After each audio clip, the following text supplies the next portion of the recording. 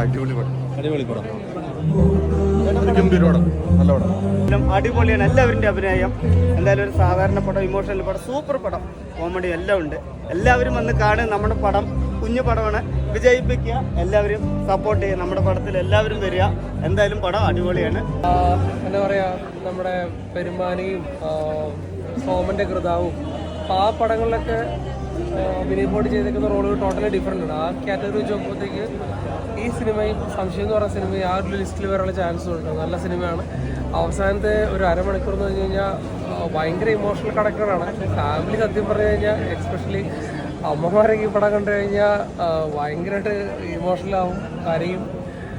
നല്ല രസമാണ്. ഇപ്പോൾ നമ്മൾ ടാഗിലൈൻ അല്ലെങ്കിൽ സംശയം എന്ന് കേൾക്കുമ്പോൾ ഒരു എക്സ്ട്രാ മാരേജ് അങ്ങനെയൊന്നുമല്ല.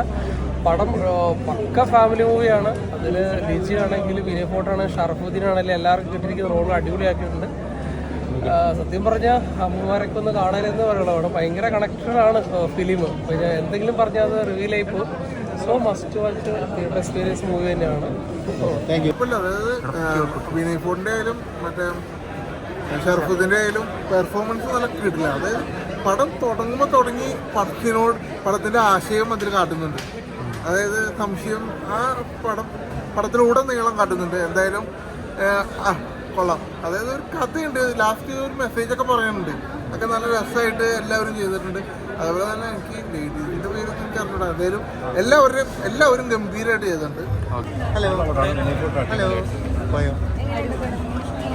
എങ്ങനെയുണ്ട്? പടം എങ്ങനെയുണ്ട്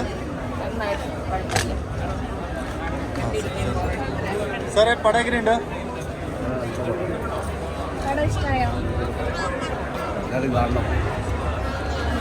വളരെ ഡിഫറെൻ്റ് ആയിട്ടുള്ള ഇമോഷണൽ കാര്യങ്ങൾ.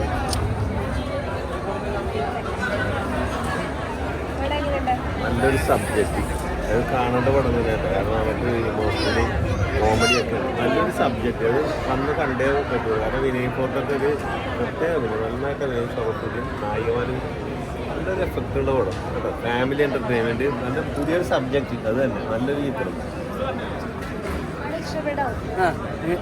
ഇഷ്ടപ്പെട്ടു. പോലെ പോലെ പോലെ പോലെ പോലെ എങ്ങനെ ഉണ്ടായിരുന്നു?